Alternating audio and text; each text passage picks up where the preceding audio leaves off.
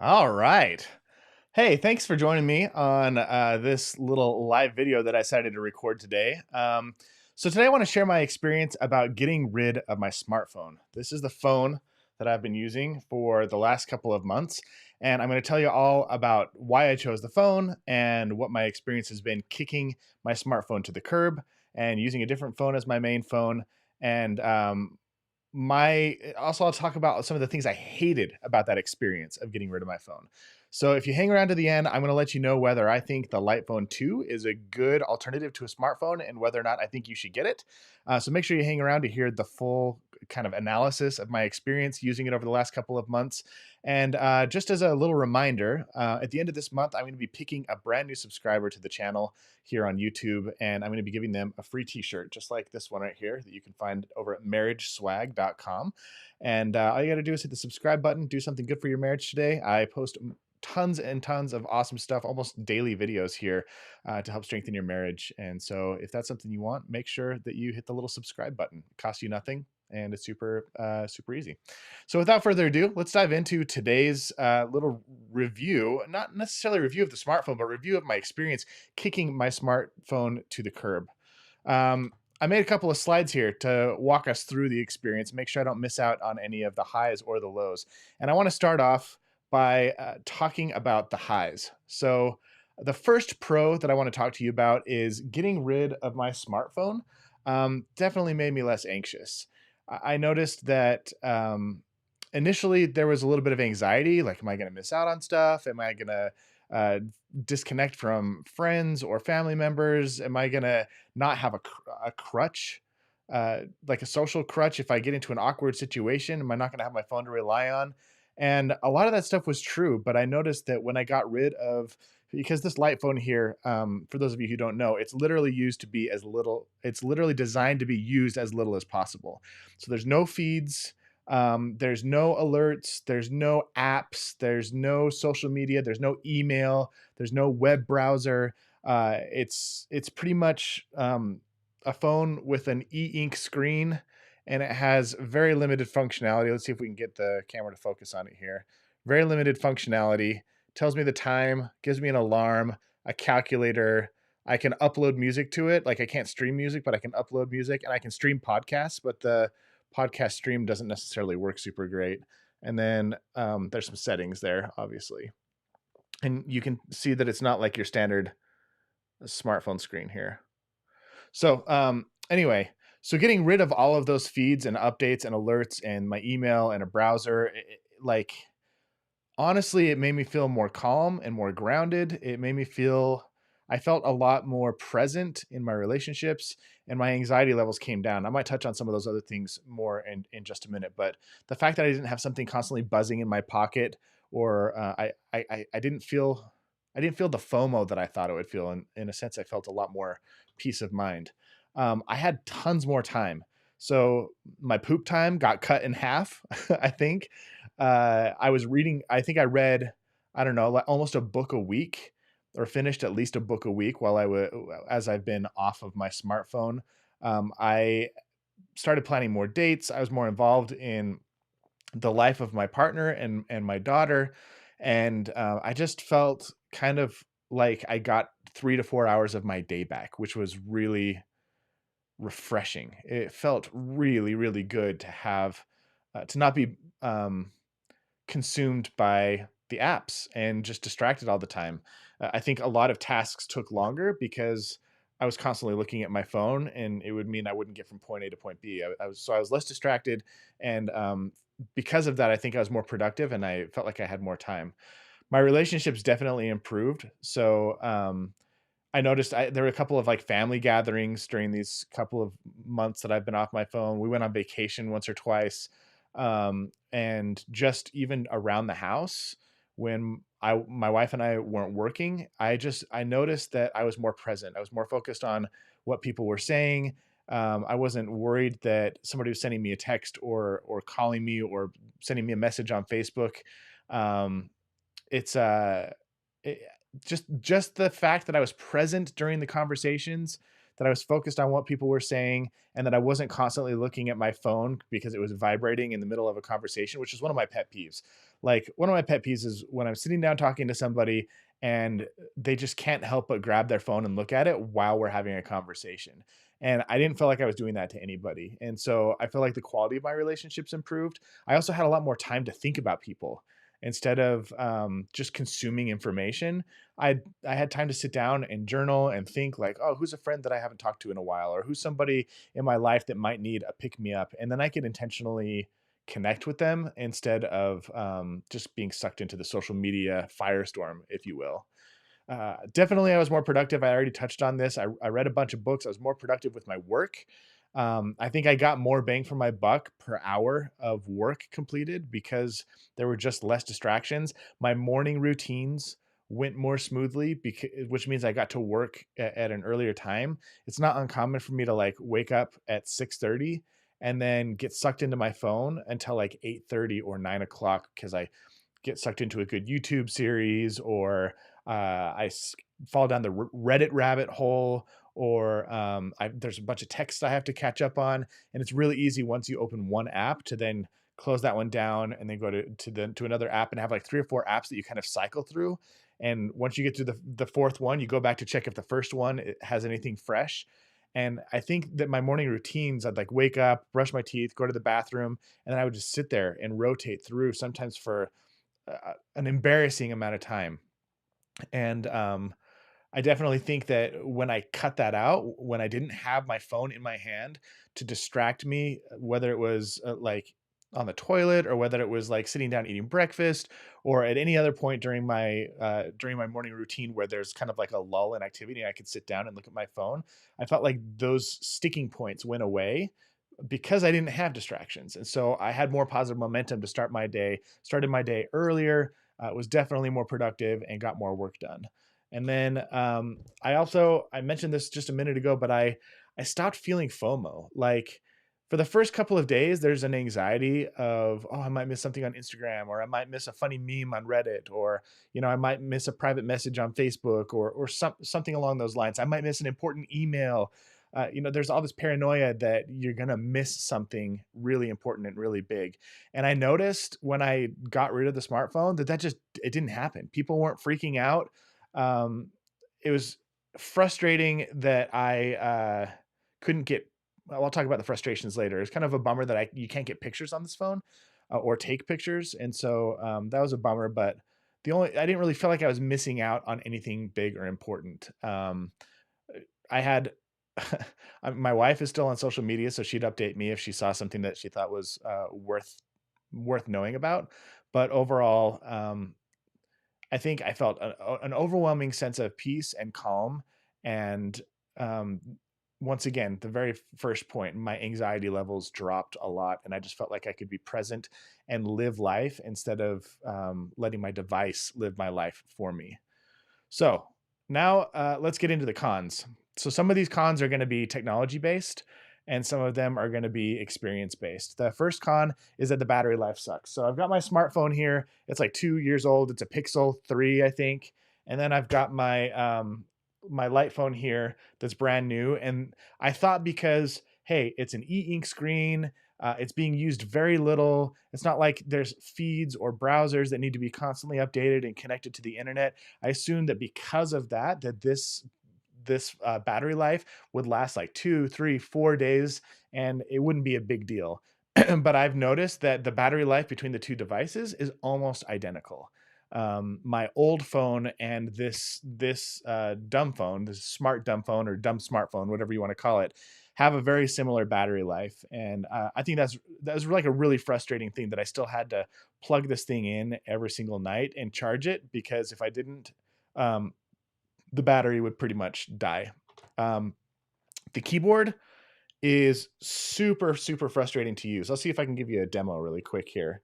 So if I were to text, so it starts out, you open up your messages and it looks a little something like this.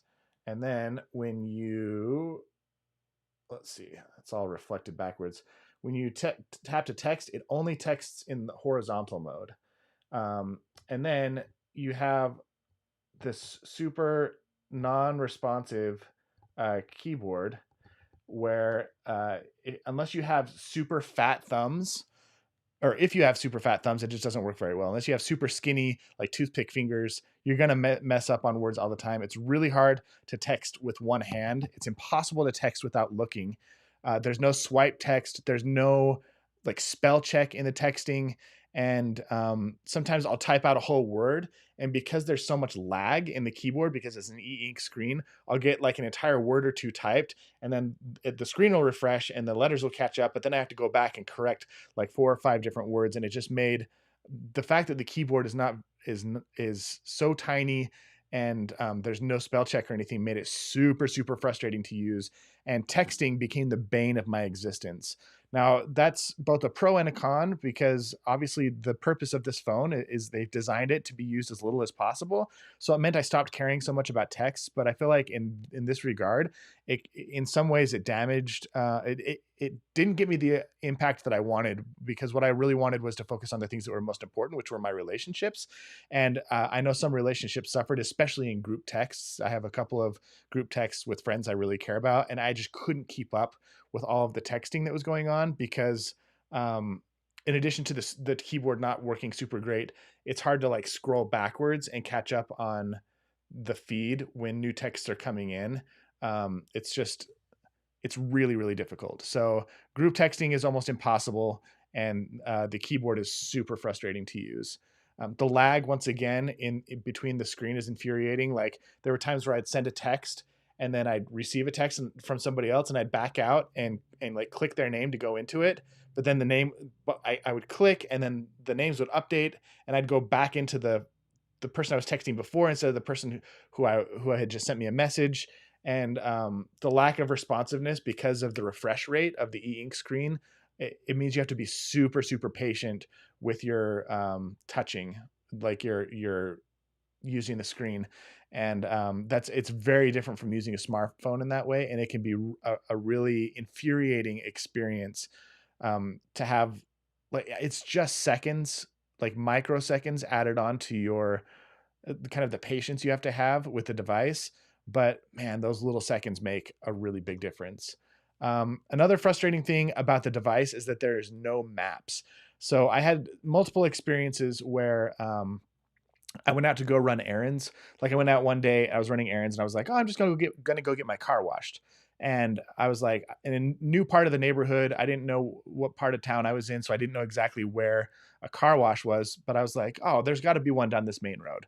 So I drove for a few minutes down that road, and I didn't find a car wash. And I was like, "Okay, maybe I'll turn here and go down this main road." I ended up driving around looking for a car wash for like a solid 30 to 45 minutes, and ended up giving up and then coming home. And then I had to Google it and then go back out to my neighborhood car wash and find that. And that was really infuriating. And I know, like, one of the cool things about the phone is that they have developers that are working on new apps and features all the time. I know they're planning to come out with a turn-by-turn direction feature, which won't give you an actual map, but it will be kind of like MapQuest on your phone, where it'll tell you like turn right up ahead, and it's like that feature on your GPS. So that'll be cool when that rolls out, but it hasn't rolled out yet. And not having that maps feature is really infuriating, which is why when I went on vacation with my family, we did a road trip down to Phoenix, and I actually swapped back to my smartphone because I really wanted to have that maps feature, because I didn't want to get lost in a city where I just didn't know where I was at.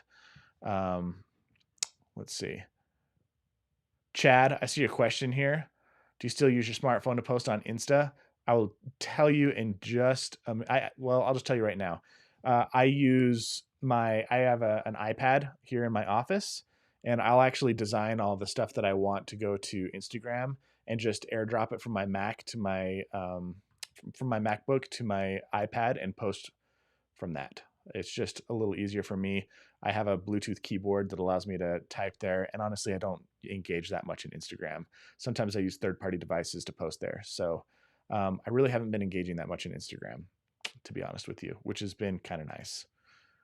So no maps feature, I talked about that. There is a podcast app on here that allows you to stream podcasts, but man, it's brand new and it's buggy. Like it, it wasn't very responsive. You hit play, you wait for like 30 seconds, and then all of a sudden the podcast starts playing. You hit pause, and sometimes it doesn't pause, or sometimes it does, but then forgets where the podcast was at. It's like it's not an intuitive or slick and easy interface to engage with the podcasts. And as much as I listen to podcasts, that was really frustrating. One of the reasons I bought the phone is because I could still listen to podcasts on it. I could like add my feed there and listen to shows when I went for a walk without getting distracted. And it was almost frustratingly unusable, which maybe they're going to make updates to it, but for right now, it was not great. And then probably the hardest thing about it was not having a camera. I have this newborn baby daughter, and we've been having some fun experiences. We'll go out on walks, or we'll go to the park, or we went on that vacation. And I desperately, in those moments, want to have a camera. Um, and this phone just doesn't have one. And I get why it doesn't. It makes sense, but I don't want to carry around an extra device just to take pictures.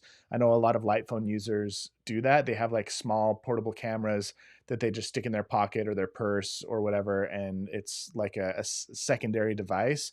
But there's something about the convenience that a smartphone has of having a camera, like a really great camera attached to it. And along with that, you can't receive photos. And there were a lot of people for business and friends like just sending me funny memes and pictures of their family and their kids, my nieces and nephews.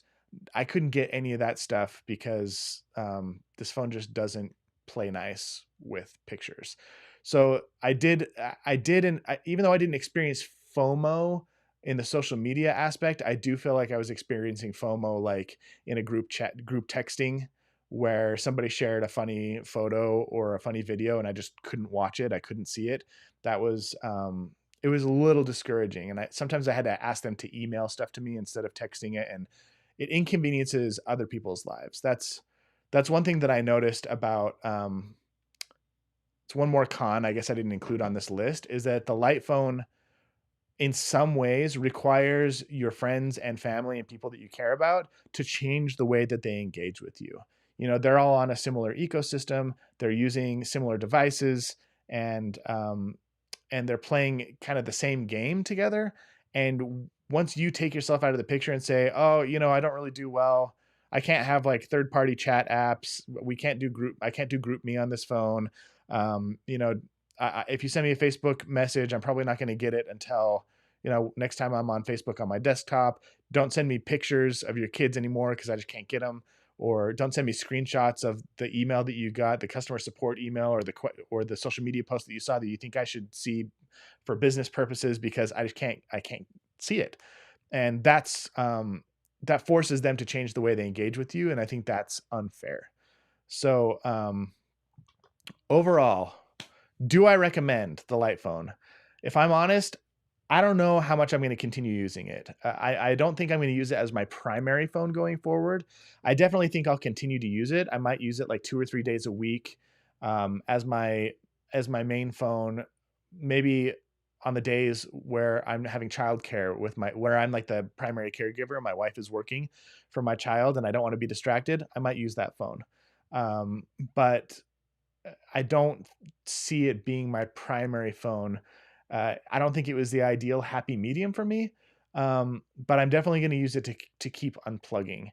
If I'm going to be honest about what I think I'm going to do going forward, is I really like. There's a video that came up today. If you are a Tim Ferriss fan, he posted on YouTube today, kind of how he uses his phone so that it doesn't run his life, and I really liked it. And basically, he keeps it on silent mode. He keeps it on airplane mode. He turns off all notifications and alerts. He deletes social media and email from his phone. And if he needs to check email, he does it through his web browser.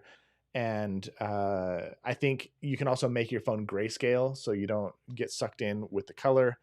And I think in the future, what I'm planning to do is use my smartphone and dumb it down as much as possible. Because the reality is that I mean, these tech companies are spending billions of dollars to psychologically hook us into to using their devices and their apps as much as possible. If you look at your screen health kind of status, and you'll see pretty clearly how much time you're wasting on your smartphone, and how I started thinking when I started looking at my screen health, how much time am I wasting? How many opportunities am I missing out on? How many little smiles am I missing? How many opportunities to connect with my wife am I missing? How much resentment am I creating in my marriage by missing her bids for connection? There's all these little things that happen in your marriage that it's important to be aware of and respond to if you want your relationship to be healthy. Same thing with your kids. And if you're missing out on those things, you're missing out on the most important part of life. For what? For a stupid YouTube video? For, an inspirational quote on Instagram? Like, if you want to be inspired, go out and live your life. And I just don't want to live my life behind a screen. And I spend enough time behind my screen at work, that once work time is over, I want to be present, and I want to engage meaningfully in these relationships. And I don't want to get suckered into the psychological trap of just scrolling and scrolling and scrolling and scrolling and scrolling. So, ultimately, I love the convenience of having pictures. I love the convenience of being able to chat with my friends however and whenever I want. But I just don't love feeling like a prisoner to my device. So it, I would encourage you, if you're watching right now, if you want to do an experiment like this, delete social media, delete email, um, turn off all your notifications, use silent mode, use airplane mode, turn your phone to grayscale, turn your smartphone into a dumb phone for a week. Just try it for a week and see if you really miss out on the things that you think you're going to really miss out on. And then if you do feel like maybe after day one, oh my gosh, I need Instagram, I need Facebook, I need Reddit, take a minute to think why. Think about what type of reaction you're having to an app, to a social feed, to your email, and like that. Get curious about why you feel such a strong need to engage in the world in that way, or engage in those on those platforms, and you know where does that desperation come from? Is it healthy? Is it what you really, really want? Um, anyway, good questions to ask, important questions to ask. I definitely learned a lot from kicking my smartphone to the curb and using only this dumb phone for a while. And I think what I did learn is that that I don't miss out on anything, that my anxiety is higher when I'm on all of those platforms all the time, and that my productivity is much higher when I just am not on my phone. And so I'm going to try and turn my smartphone into a dumb phone, as dumb as it can get, while still having the features and tools that I really like. So hope that's useful. If you're thinking about kicking your smartphone to the curb, I definitely think it's a cool to experiment with one of these. If you want, they sell them used. If somebody wants to buy mine from me and try it out or borrow it, like, hit me up. Maybe we can work something out. Um, but ultimately, I just don't be a prisoner to your phone. It's not worth it, and you're not going to miss out as much as you think you are if you kick it to the curb. All right, guys, have a phenomenal day.